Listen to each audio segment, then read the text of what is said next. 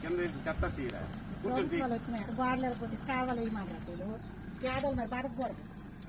ఏం మళ్ళీ దేశాలు అంటే చెట్లు మోసినట్లు ఎలా ఏట అవుతారో మోస్తారో ఎలా దెబ్బ అయిపోతారో ఎంత బాధ పెడతాను ఎంత నాస్తి పెడతాను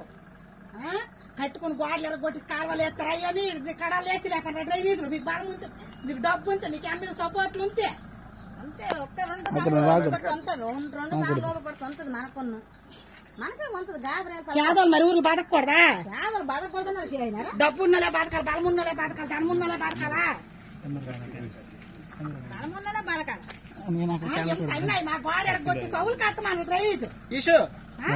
గోడ ఎరగొట్టి కట్టమని ఎమ్మెల్యే చెప్పినాడా నీకు